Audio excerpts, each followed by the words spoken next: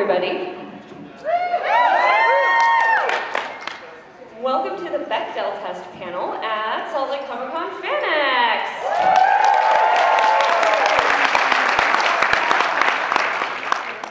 So Saturday, are you guys having a pretty good day so far? So not really? Come on, you guys. Felicia Day is on this panel. Are you guys? There we go. All right, so I'm going to go ahead and introduce our wonderful panel, and then we'll talk about exactly what is the Bechdel test for those who may not know. Known for her roles in Supernatural, The Guild, and Dr. Horrible's sing-along blog, among others, you can find her on her wildly successful YouTube channel, Geek and Sundry, and you can pre-order her memoir, You're Never Weird on the Internet, almost, at FeliciaDaybook.com. Please welcome the lovely Felicia Day.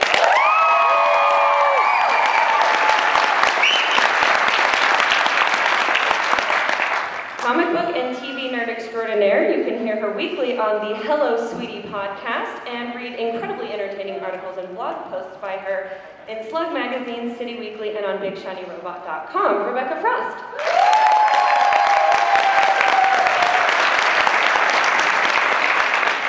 The author of numerous books for young adults, including The Princess and the Hound and Mirror, Mirror, and the adult mystery The Bishop's Wife. She holds a PhD in Germanic languages and literatures from Princeton University and is a nationally ranked triathlete. Please welcome Betty Ivy Harrison.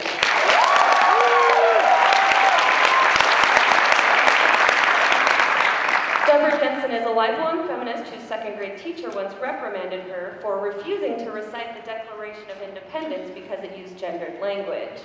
She eventually agreed to read an edited version that declared all men and women are created equal. She has a PhD in mass communication from the University of Utah, and she currently teaches strategic communication in the journalism and communication department at Utah State University. Please welcome Deborah Jensen.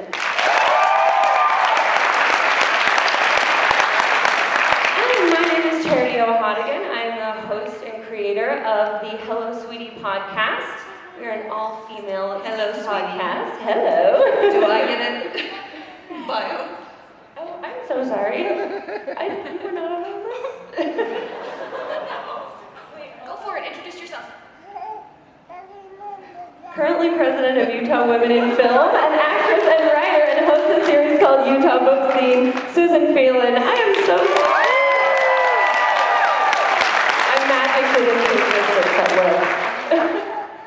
All right, so what exactly is the Bechdel test? For those who may not know, the Bechdel test, or Bechdel-Wallace test, was developed by Liz Wallace and became widely known after Alison Bechdel featured it in her comic Dykes to Watch Out For. So the Bechdel test is a test of female characterization in film. Passing the Bechdel test requires three things: that the movie or media has at least two women characters who are named, who talk to each other about something other than a man. Classic examples of films that don't pass, for those who think surely that must be pretty easy to achieve, all three of the original Star Wars trilogy, all of the Lord of the Rings movies, The Social Network. I think Alien passes the Bechdel test because they talk about a gun for a minute, the two female characters. So to jump right in, my first question, on the Bechdel test wiki, they have a really great description. They say, passing or failing the test is not an ironclad guarantee of well-rounded feminist characterization, but rather is indicative of the problems of token women characters. The point of the test is not whether individual works pass or fail, but what the trend over major masses of media are. So my question is, does the Bechdel test achieve its goal of shining a light on trends of marginalization in media, or is it creating a misleading standard of what is and is not an acceptable portrayal of women on screen? Yes. Does anybody want to go, or should I just jump right in as I usually do? Go for it. All right, so it's a problem that it's so simple to point out the problems in popular culture that it takes three questions and almost everything fails. But it also sets up a lot of unearned rewards for movies that pass it. Like Sex and the City passes the Bechdel test, but I don't think most of us would argue that's a great representation of women in popular culture. So, but it's a great jumping off point. Like a lot of people, a lot of my students say, oh, what's the Bechdel test? They can Google it, and then at least they watch movies or they watch TV and have an idea of what to look for. You know, like really quickly, I had a very conservative, traditional, just a Utah boy, right? Just came back from his mission, he comes in to my office and he says, oh my gosh, I watched Maleficent. And I was thinking of the Bechdel test and I was like, this is what it must be like to watch a movie as a woman. Because there are no men in this movie I can relate to. There are no men who even talk to each other. And then there's like the eye candy Prince Charming and I was like, there you go. I think it's important because it's a great starting point, but it certainly does not represent anything of academic rigor or depth. Yeah, and I think it's a great way because it's not a great way to rate a movie. I think it's a great way to get people thinking about representation of women in film. Because if you watch anything and you think about it, because otherwise, like if I was watching The Avengers, I'm not thinking, does this going to pass the Bechdel test? I'm thinking, oh yeah, this is an awesome movie. But like if you go back and you think about the Bechdel test after, I think the most common response is going to be, huh, I guess it doesn't pass the Bechdel test. And it's a great way to just get thinking about how we can be better represented and, write better female characters. Not even female characters, but better female interaction. I think, yeah, jumping off point is what it is. It's a way to get people thinking. It's a way for a light bulb to go off in somebody's mind. It's simple. You can remember it. But does it really work to show that it's a well-representing women in our culture? No. Yeah, I think it is a beginning point. But I was listening to a conversation on Twitter about what the next step might be, and some of the suggestions were, hey, let's start looking at some other things, like let's look at crowds in film and television, and look at how many women are in, crowds. Let's start counting the number of sentences that women say versus men say in or screen time. These would be maybe a next step to start talking about real representation of women. Not to say that the Bechdel test, I think Alison Bechdel herself would say, like, this is a very low level bar that we're crossing here. This is just the beginning. And I think she meant it that way. It's almost laughable that so many movies don't even pass the Bechdel test because it's so easy. It's like, jumping over 2 inches. Wow, great accomplishment. Yeah, I agree. It was something that was defined and brought up because there is an unawareness of it, and it was a nice sort of easy way to be aware of the fact that there are often not enough women characters who are significant in media and having lives of their own outside of the function of the male characters. And obviously, it's not like, hey, check the box. Like bad writing is bad writing. It's like, there's the tough one, and she always polishes her gun. Check. I mean, that's not. It's Michelle Rodriguez, so let's put her in something. Like, that's. Sometimes I feel like that's a function of male writers and creators dominating the voices of things, but also just to check the box. That's not solving a lot. It requires a lot of depth, and unfortunately, there are problems that are not necessarily sexist, and there are problems in production, and there are a lot of reasons why bad writing gets done, but inevitably a lot of women's roles suffer because of it, and it's nice to have the Bechdel test as just a starting point. So what do you look for in, I guess you could say, a feminist film, or is it different to have an expectation of a correctly or nicely portrayed woman in film, and does that define a feminist film? I want to hear from the actress first. Like, I want to hear from when you get a script, like, what do you look for when you decide what project you're going to do? I guess, I'm kind of unusual in that I do a lot of other things but acting, camera, and in fact, I think it's more valuable to encourage people and women or people with diverse backgrounds to be behind the camera, because honestly, that's where the tone of things are set. That's how things are chosen to get made. Really, actors are the last step in creation, in Hollywood, and although we kind of deify them a lot, and they are obviously the focal point of how we identify our entertainment, they really are the least important in a sense of from creation, the start of creation to actually filming. So, you know, as somebody who doesn't, I'm not primarily an actress, I do a lot of things. Like, I get offered a lot of roles who are the quirky one, or the friend, or like the fourth lead girl. And in fact, those are the more interesting roles. I feel sorry for almost the prettiest and most standard-looking girls in Hollywood, because to me, when I watch an Adam Sandler film, I laugh, but then I'm like, who was that girl? Like, you could literally take every single girlfriend or wife in a, sometimes even Judd Apatow comedies, or especially all the mainstream comedies, like, the wife and the girlfriend characters are probably the worst ever. And you have to go all the way to bridesmaids and stuff, where it's only about a woman, to be able to have fully fleshed out women characters. So really, it's the most dominant, like the girlfriend and the wife and stuff, that I think need to be cracked more and thought of in a more in-depth way, because that's the primary woman you think of as part of the narrative. So I'm kind of lucky in that I'm a little bit weird looking and a little bit weird acting, and I don't ever get, nobody would ever be sexually attracted to me in media, but no, you know, I do get these characters who, I'm not going to be the girl the guy pines over. It's never going to happen for me. That's totally fine. That's straight. Well, let me tell you, everybody, Have a poll, like raise your hands if you're attracted to her right well, now. I mean, but I had to kind of create my own role to show people that I wasn't just that quirky friend. And I think primarily it's a function of getting more women behind the camera, and also guys being a little bit more open to real interactions with women in their life versus like the cookie cutter version.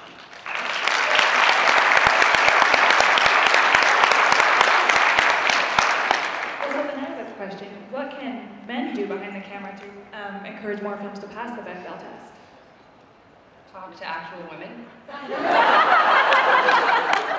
mean, it sounds silly, but it's kind of the same question, right?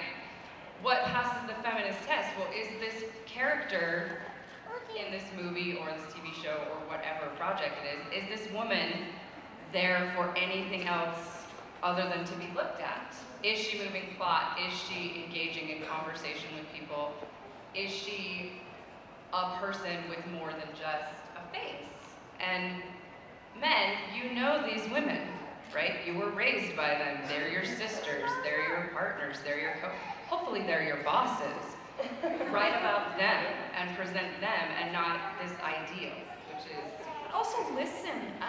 Okay, I'm gonna reveal this terrible conversation I had with my husband recently, where I told him something like, this has been an argument for our entire marriage. I hate flowers, I hate chocolates. Those are just gifts that I find annoying. And sometimes I'll tell him, here's some gifts that I would like. Or sometimes I say to him, like, I really don't want a gift. Please don't get me a gift this time. And for many, many years, he went and got me flowers and chocolate anyway. And then I would get mad, and he'd be like, this is so unfair. I buy you a gift, and then you get mad at me. And I'm like, but you never listen to me. Why don't you listen to me? And he said, because I know that women are not telling me the truth. I know that you lie, and that you tell me that you don't want those things that you really want. And I was like, yeah, this is a real problem in our relationship that you have in your head. No, and I'm not suggesting this is only my husband. I think this is a problem for many, many men.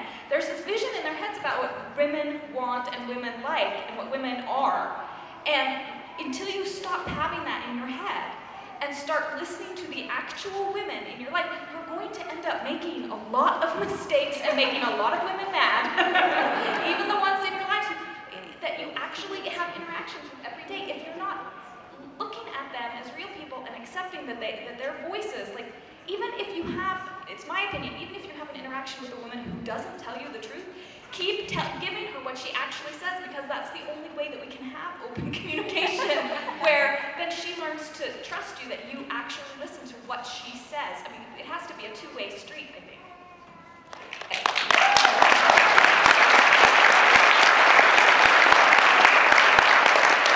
And on a similar vein to what they were saying, what Felicia in particular was saying about having people behind camera, if you've got a guy writing the script, in independence, often he's the writer, the director, very often even the producer, so he's holding all these hats, but he has this woman in his script, or hopefully more than one.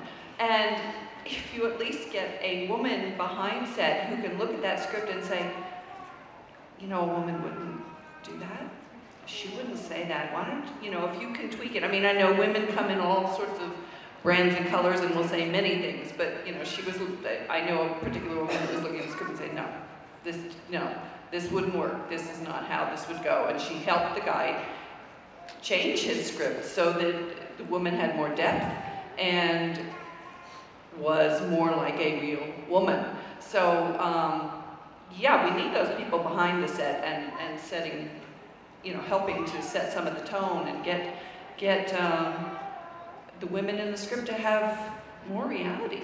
But I would argue that it's not just a guy, like guys against women. I would argue a lot, well, not argue, but I would just bring up the point that you're totally right, but a lot of women will say, hey, we'll be okay with that. In fact, they'll steer you to making a cliche female character because it's not, people, you know, gender roles are not on the forefront of people's minds, especially in production. Like, it's not, you know, they're not looking at things through that lens. They're looking for, like, I want to make this a success, so my job is here. And that's what they've seen, and so they go for it again. So yeah, I mean, I think we're all kind of defined by the cliches that we're presented with. We're all kind of raised in sort of a worldview. It's like a viewfinder.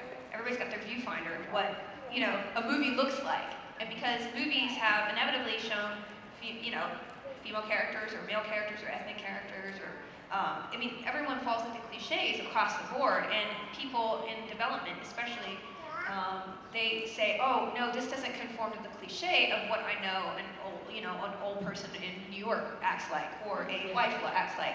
So it really is across the board of just like people on all sorts of levels telling stories that are different and showing people that, oh yeah, we can have Sleepy Hollow, we can have an African-American woman be the lead and it's cool, and they don't have to have, you know, sex, these two guys. You know, it's not, everything doesn't have to be about men and women, you know, having sexual tension between them, which I think was a really revolutionary show. So that's what I think. You're saying there's not sexual tension between those two characters? Really? I mean, they aren't like, well, there's a little, but it's not the primary, like, thrust. No, it's not the primary, I agree, it's not the primary thing, but you know. It's hard now with time I've been taught, that guy is kind of hot. Let her have fan fiction. Yeah, fan fiction. But my point is, that's what's cool about the web, is that I think eventually, you know, with the doors open a little bit wider, people can tell different stories from different points of view, whether they're men or women or whatever background, but they're different from the traditional Hollywood people who get things made, and that will show people, the audience will make those things succeed, and therefore they will be like, hey, you could be successful and tell a story about an Asian lead or a gamer or things like that. So that's, I think, a really good thing that's happening now. And that's such a great segue and I do just want to say that there is a microphone over here, and after this question we will go ahead and start taking questions from the audience. So you guys can go ahead and start lining up calmly and quietly. But also still as a door discussion. Yes. Ladies first.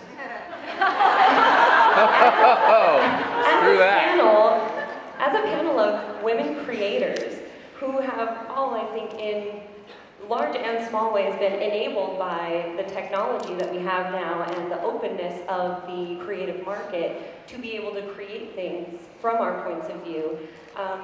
And because the solution to passing the Bechdel test seems to be more women creators, what are some challenges or a challenge that you have faced as a creator, and how have you helped, you know, get over that challenge for our future generation of women creators in the audience? We run into this a lot with Utah Women in Film, and one of the very first steps is women sometimes think they need permission from somebody outside of themselves to do this thing that's inside of them, whether it's the writing of it or whether it's going behind and being the cinematographer or directing, whatever it is. They sometimes think somebody has to say, yes, you can do that, go ahead, that's a great idea. And I would say the second thing is, let me remember. Women often feel that, like, if a job is there and there's a guy there and there's a girl there, oftentimes the guy, which is kind of that, very similar to that first one, getting permission. And the third one is sometimes we do have to be more prepared if we want to get the money. You know, the money in the business, as a general rule, you know, there's lots of different things, but as a general rule, guys have been more trusted with money. So you have to, if you're going to make your pitch out there, you've got to really know what you're doing to have some trust there to get some money to make your project. And honestly, I think what we, like, as women creators need to do is persevere. Just keep pushing. You will encounter a lot of walls, and you will hit a lot of negativity. But like Charity and I on our show, how many episodes are we on now? 150 almost. Mm-hmm. And we've been doing this for a couple of years 4 now. years. And in the beginning, it wasn't easy. You have a lot of people who are like, oh, really? Like another geek podcast? Oh, but you're girls? Ugh. But we just push through it, and people will start to listen to you and see that your ideas are actually valid, and that your opinions are actually valid, and that you can create something just as good as everybody else. So that's the biggest piece of advice, or like whatever that I have for girls who are trying to create, is just keep doing, just push past all the negativity, and you'll get there. I'm not a creator, I'm a consumer. I think that's how I got stuck here. No, not stuck, totally wanted to be here, but I think there's a responsibility on my end that I need to really support those shows, those movies, everything that I see that is actually woman-friendly. Like, I'm gonna watch the hell out of Agent Carter. Like, I'm gonna watch it. I'm gonna make sure that everybody I know watches it, and I'm gonna go on and I'm gonna write ABC love letters, like, this is amazing, and I need to see more of this. I need to be vocal about what I want to see and what I want my daughters and my son to consume, because they are certainly getting some jacked up views about what their roles are in life from the media they're consuming. So I need to be very proactive and go out, and even if it's not something I want to see, if it's a woman-driven project, my butt's gonna be in the seat. This may be a terrible thing to say, but I think we may have to compromise sometimes.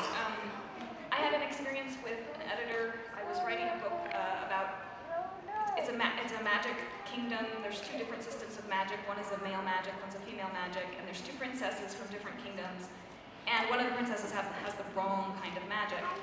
And one of the things I wanted to do is have the tradition in one of the kingdoms be that the women shave their heads when they reach puberty. It's a sign of, I don't know, I just thought it would be an interesting way of having a different female character express her coming into adulthood in a different way, and my editor said no. She was just pretty flat about it. She's like, nobody will read a book. Teenagers are not interested in reading a book about a girl with a shaved head. And I ended up, she is a very conservative press, and they wanted to make money, and they felt like this isn't a typical character, and you're already doing a lot of things that are different. And this was the key for me, I think. She was like, you're already doing so many things that are different. Can you please not do this one extra thing? So I ended up saying, okay, I'll do something different. I'll have them mark their passage into adulthood in a different way, because I was already getting so many of the other things that I wanted. And I honestly think that's something that in the actual commercial world you sometimes have to do. We're doing baby steps, and since this is about the Bechdel test, which is a very low bar, if all you can get is the Bechdel test through, the people who are actually paying the money to get your project out there, do as much as you can, and don't give up and walk away from the project because you can't get in everything that you want. So, like, compromise, actually do. It's a very woman argument right there. That's a woman, I like it. That's an argument women would make. Men would be like, no, I'm gonna die on this hill. All right, so let's go ahead with our first question. Okay. Hi, I am my friendly neighborhood feminist killjoy, and as such, I get a lot of strange comments from friends like, what are you doing? Why can't you just enjoy it? Just go to the movie and have a good time. And Think of England? Is that the general gist? Anyways, so kind of my question is, when I'm coming across all of these people who are like, well, you're just a killjoy, like, why aren't you trying to just enjoy the entertainment? When I try to educate people about things like the Bechdel test is a very basic, like, step forward, I hear a lot of people say stuff like, well, it passes the Bechdel test, isn't that good enough for you? Isn't it How do I not just say, ugh, I will strangle people? How do you teach people that that's just the first step, and that's not, like, the Bechdel test is not the be-all, end-all that makes a film good. It's the very beginning of what we're trying to do here. You're already doing it. I mean, I don't know what to say, like, clap. Everybody clap for her. Somebody has to be out there starting conversations, and you're doing it. Are those conversations always comfortable? No, they're not. It feels like crap. My book has a bunch of nasty reviews online because it's supposedly anti-men. It's not anti-men, it's just not misogynist. Like, if you think that anything that's not misogynist is anti-men, I'm very, very sorry for you. So I think you're just doing the work, but expecting it to be easy, I'm sorry, it's just not. It was extremely helpful for me to force, like, the people that I give this lesson to, I give them a grade. They don't have any other options but to sit and listen to me rant and rave, and then they have to write a paper about how right I am. And then the next movie they see, they'll be like, oh, this is what she was talking about. Yeah. They're like, oh, remember that thing? She was right. Then once in a while the light bulb will go on. I had a friend had a conversation with somebody about, she said, you know, whenever I'm working on a set and there's something technical, the guys will always run forward, because these are small sets where maybe your jobs aren't delineated really clear, and the guy will go forward, let me get that for you, honey. And this guy she was telling, he just like stopped. And he said, I do that. I don't want that to happen to my daughter. And so he had a light bulb moment. So it just, you know, once in a while we'll get those moments, and that's how it's going to happen. And it'll slowly spread. We can't expect tomorrow for everybody to understand the concepts. One light bulb at a time. That's good. Stitch that on a pillow.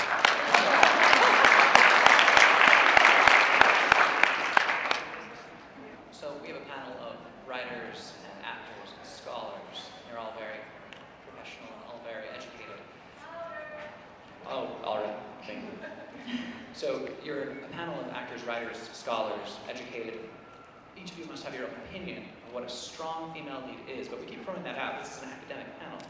I would love to hear in just a handful of seconds from each of you what you thought a strong female lead is.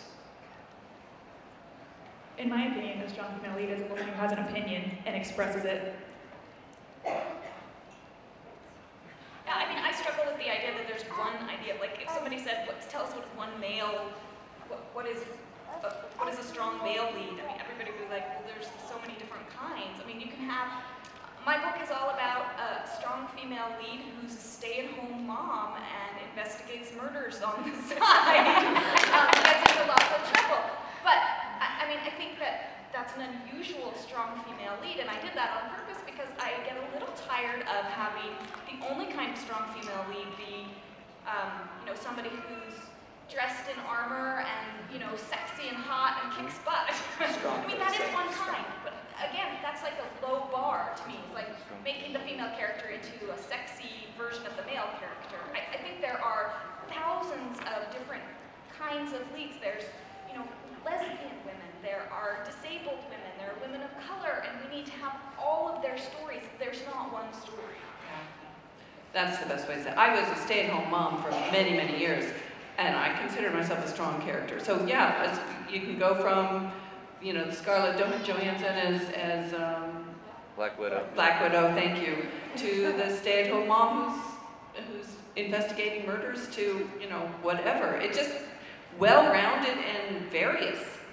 I think in examples, and so when you say strong female lead, because I'm at Comic-Con and I'm wearing the shirt I'm wearing, like, for me, I would look at Donna Noble. Yeah. Opinionated, she's there for her own adventure, there's no love story driving any of that plot, and she is not going to take any of your crap. And I love her for it, and she's very non-traditional in her looks. She's, you know, she's not a skinny waif like Amelia Pond. She's just out there, and she's gonna own it. And I think, you know, I think that it's just a question of a woman character who has her own agency, where you can, and I think it's more empathy.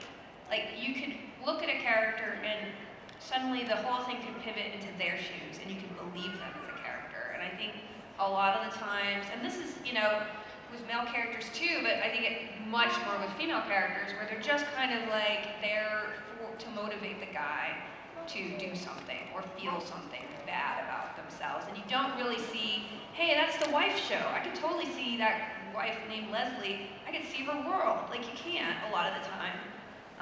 And I think that's sort of the measure of a character, big or small, that you can see her story and believe her as a real character and not just a kind of a cutout. So whether it's her story or just she's a secondary character. I like that. That was awesome. I think those archetypes are really hard. It's like the manic pixie dream girl archetype too.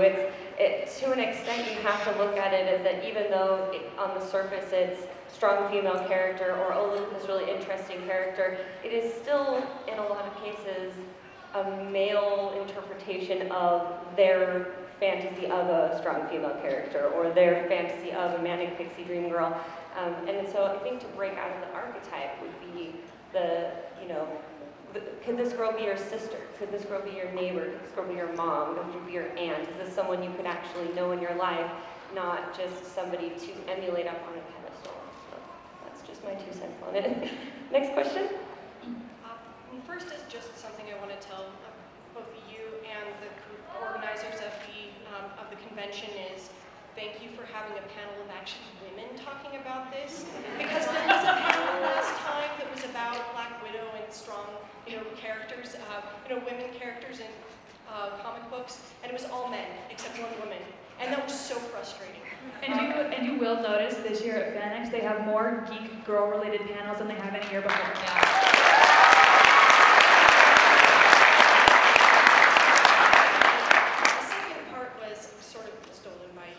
About Agent Carter. I was going to ask how many of you have watched Agent Carter, and second off, are there any good places to be able to go online or somewhere to tell people to support shows like Agent Carter so just outlets, places where you can actually tell people to support them and also watch them legally.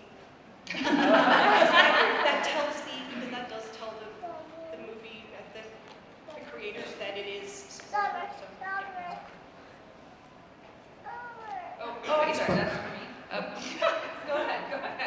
All I can say is Facebook. I don't know many specific areas they might have. You just have to tell the people that you already know. I mean, I don't think there's like some magic button that's gonna people think that all the time. Oh, the internet, somehow I'll be able to promote stuff on the internet. Like, the internet's just people that you know and you talk to on the internet. So whoever you know, tell them. That's the way it goes. Tell all of you. If all of you tell all the people that you know, this is gonna be a lot of people.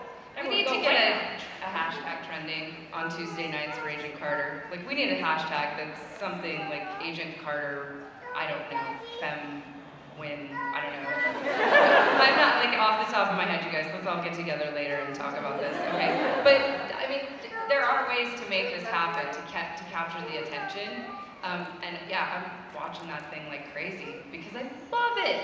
And just to plug my next panel, I'm on the disabilities in pop culture, and Agent Carter, I'm in love with the fact that they have a character who has a physical disability, and it's not his primary motivation. It's just like part of who he is. They're doing great work on that show. We should be rewarding it.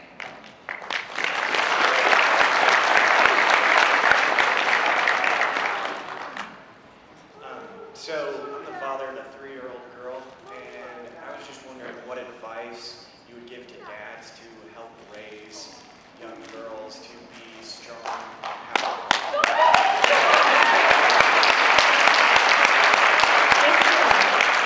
I'm really excited about this question. Just the idea that you are aware of it you're miles ahead of tons of other people. Just the fact that you know that you have a daughter who is exposed to this kind of stuff in the media and in pop culture, and you need to take steps to help educate her in other ways, you're miles ahead of a ton of other people. So that's like the first step, is just being aware. Yeah. I did something really weird with my oldest daughter, so I don't know if I recommend it or not, but she's now at MIT. And I wrote my dissertation on gender roles and how important it is to play other gender roles, to play the opposite gender role. There are a number of German works of literature that have this happen in them. So when she was a baby, I actually dressed her in all gender-neutral clothing. Like, I refused to put a little bow on her hair.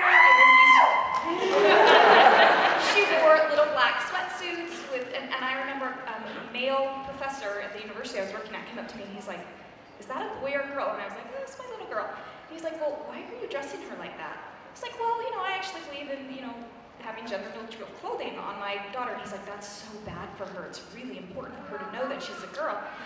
And I don't know, here's the thing. When I see little kids, when I see little girls, and you have that gender marking on their clothing, even and I'm aware of this, what I'm doing, I will see those little kids and say, "Oh, can I get you a doll?" Whereas if I see a little boy, my first inclination is to be like, "Let me get you the Legos."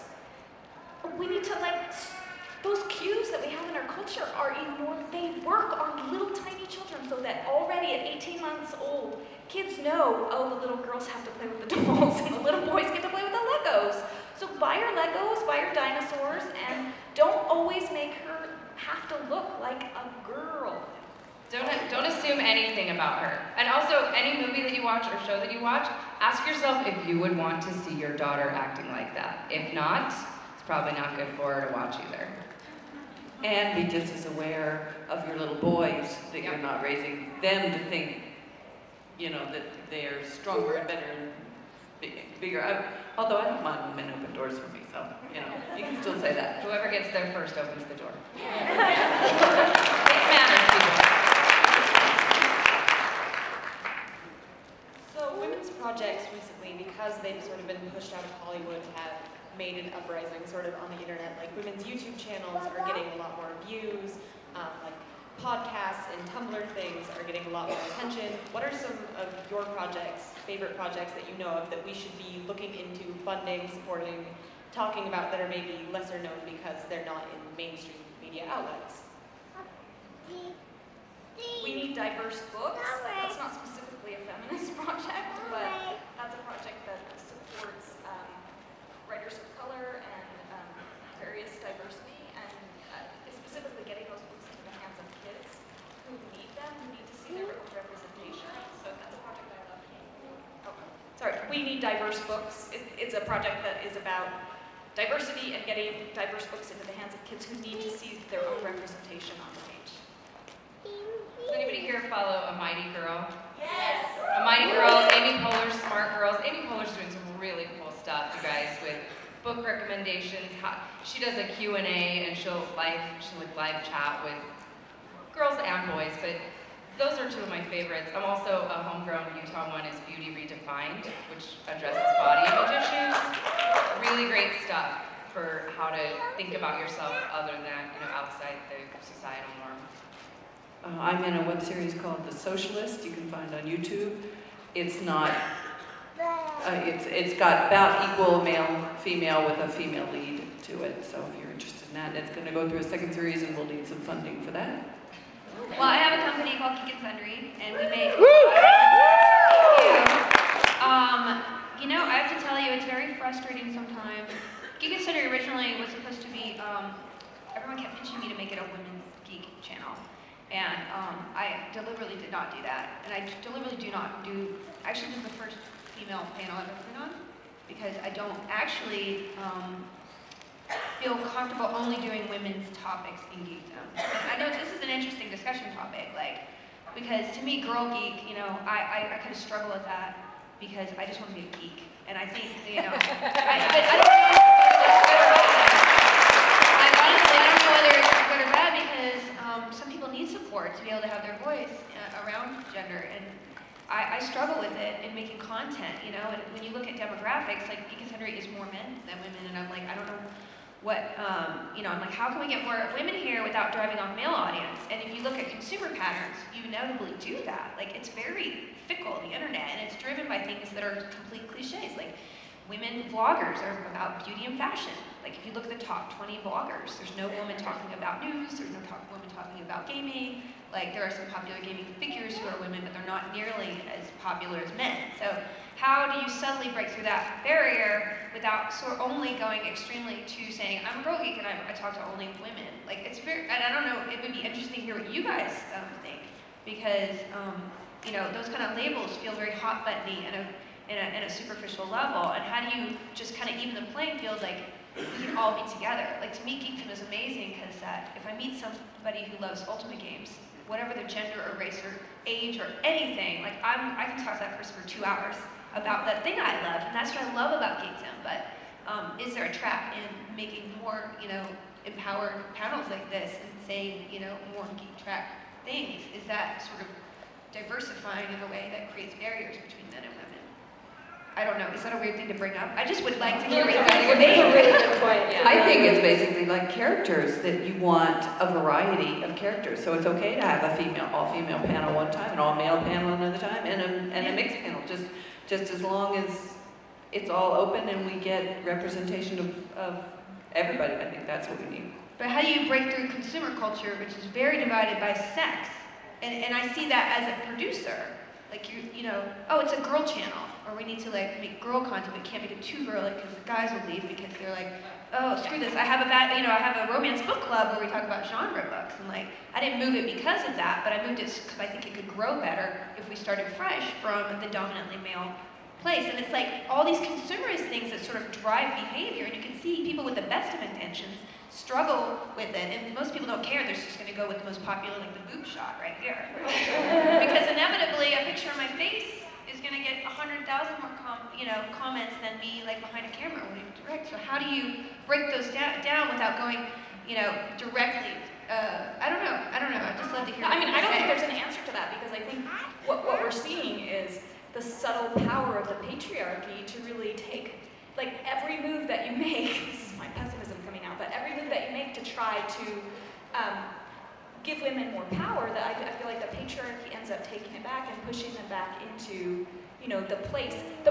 When I'm when I was taking classes at Princeton, one of the biggest problems that I had was that the professors there all only taught the male writers, because they kept saying, well, the male writers are the important ones. They're like, well, you know, we could teach you the female writers, but if you want to get a job, you have to know the male writers, because those are the ones that everybody considers important. And unless the female writers started writing like the male writers, they were never going to be considered important.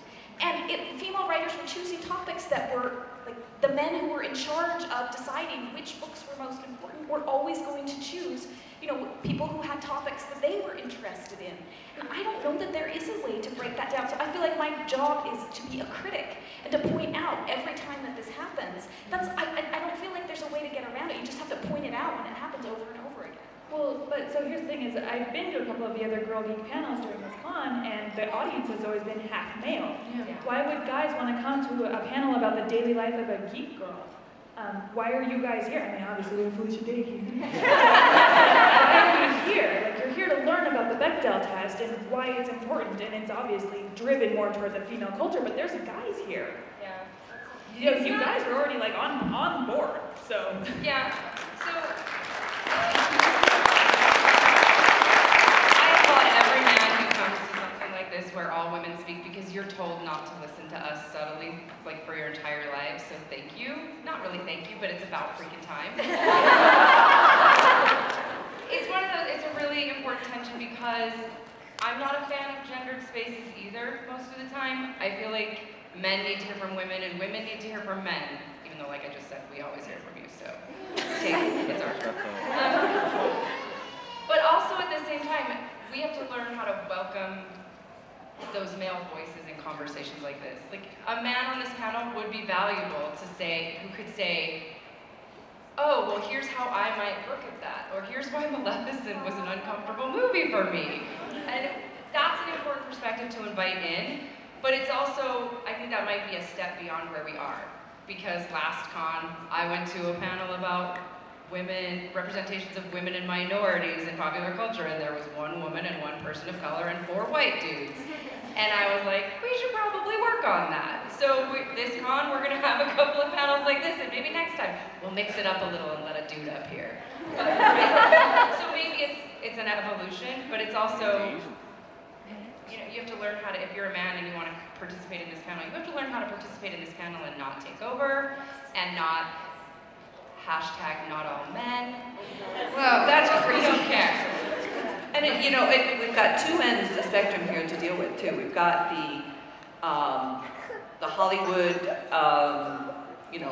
culture there with all the money, and then we've got the independents.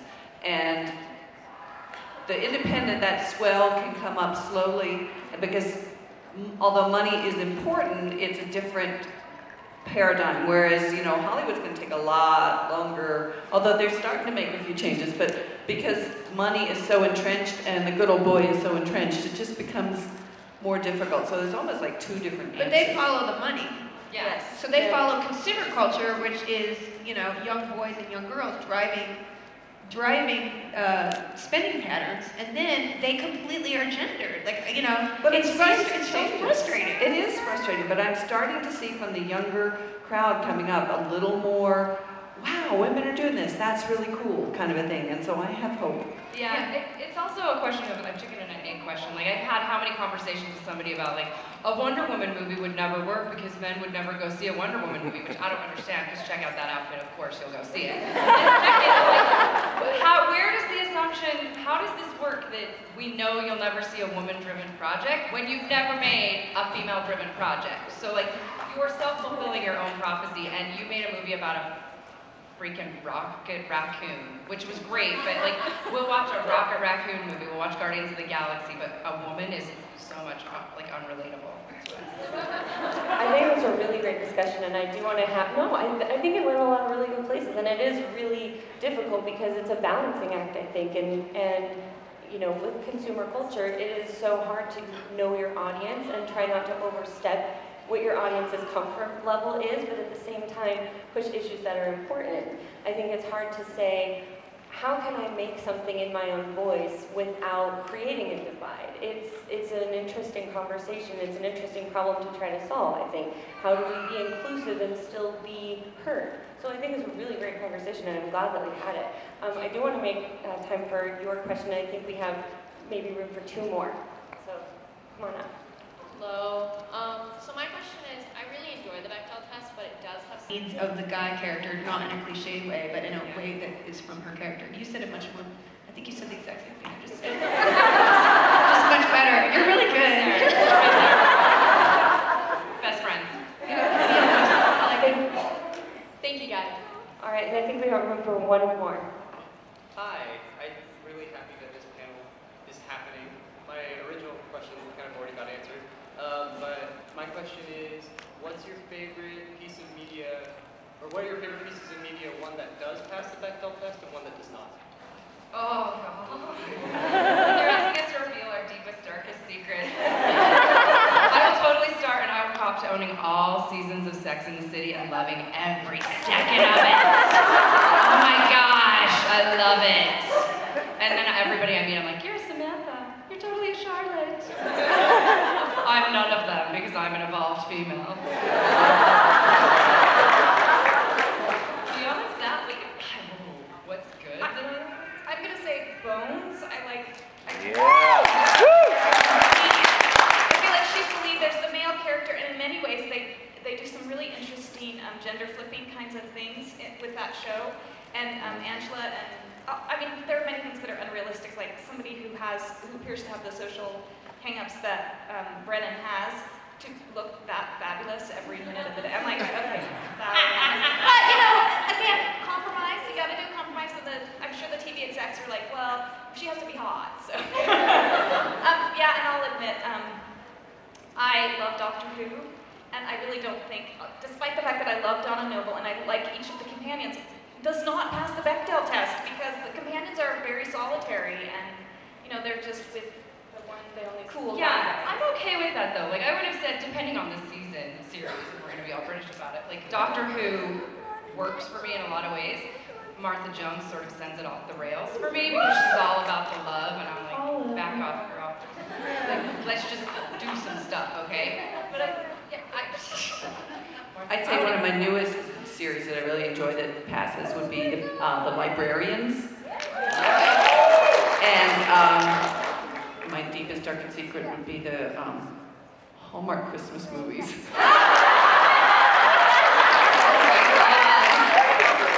seems a lovely person. He's so nice.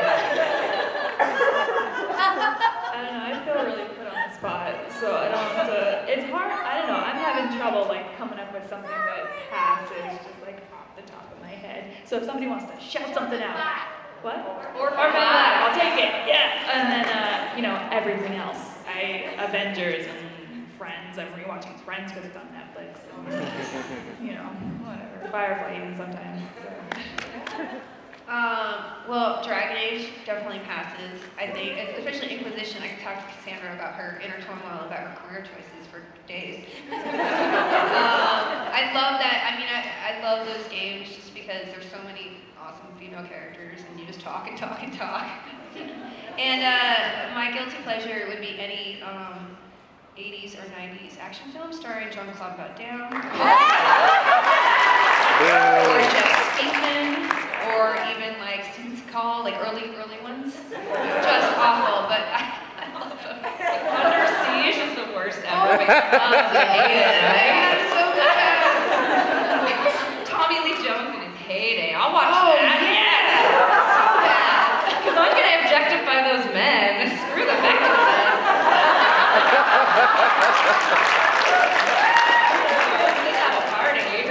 Well, look at one of my favorite people of all time. And on that bombshell, thank you so much for joining us here for the Bechdel Test panel.